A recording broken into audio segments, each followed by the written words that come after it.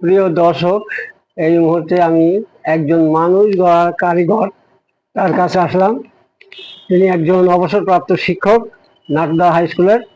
আমি তার সাথে সাক্ষাৎ করব, তার কিছু জীবনী বা শিক্ষা জীবন সম্বন্ধে, স্কুল জীবন সম্বন্ধে তার কাছ থেকে আমি কিছু জানবো।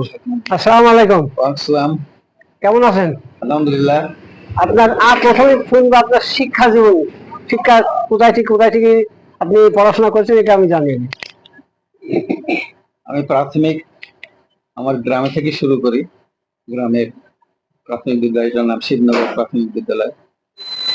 সেখান থেকে আমার প্রাথমিক শিক্ষাটা শুরু। তারপর পাশে আমাদের একটা মাধ্যমিক বিদ্যালয়, তখন তো মাধ্যমিক বলা হতো না, হাই স্কুল বলা হতো। নাটোদা একটা ঐতিহ্যবাহী স্কুল, নাটোদা হাই স্কুল নামে পরিচিত ছিল।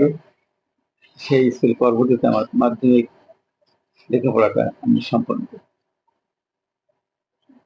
আচ্ছা, তারপরে ওখান থেকে শিক্ষকতা জীবন। তারপরে ওখান থেকে মাধ্যমিক পাশ করার পর চুয়াডাঙ্গা সরকারি কলেজে ভর্তি হয় 69-এ। আমাদের তখন ওই কলেজের প্রিন্সিপাল ছিলেন শ্রদ্ধেয় ইমাদুদ্দিন আহমেদ, অত্যন্ত স্নেহভাজন একজন ব্যক্তিত্ব। পরে তিনি ঢাকা বিশ্ববিদ্যালয়ের চ্যান্সেলর হন।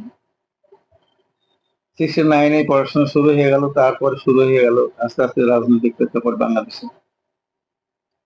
70, তারপর 71 সালে স্বাধীনতা যুদ্ধ শুরু হয়ে গেল। আমি তখন প্রথম বর্ষে কেবলমাত্র শেষ করছি, সামনে পরীক্ষা দেব, এই অবস্থায় স্বাধীনতা যুদ্ধ শুরু হয়ে গেল। যুদ্ধ থেকে অংশগ্রহণ করেছেন? আমি 71 সালে আমি আমার গ্রামে ফিরে আসি।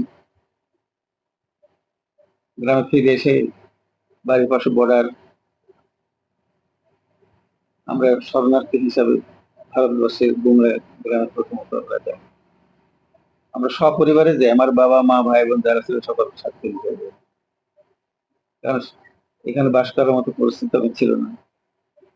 আর আমি যে হাই স্কুলে পড়তাম সেই হাই স্কুলে পাক বাহিনী তারা ক্যাম্প ক্যাম্প করেছিল? করলো, সেখানে ছিল। সুতরাং এটা আমার খুব ক্লোজ ছিল আমাদের গ্রাম থেকে।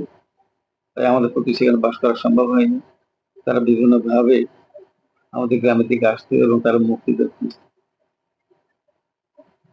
আমি মুক্তিবাহিনীর সাথে ছিলাম 1971 সালে। 17 এপ্রিল আমি উপস্থিত ছিলাম। 1971 সালে 17 এপ্রিল আমার জয় বাংলা ধ্বনি হয়তো এখন সে ব্রিটিশ, রাশিয়ান, ওয়েস্টার্ন কান্ট্রি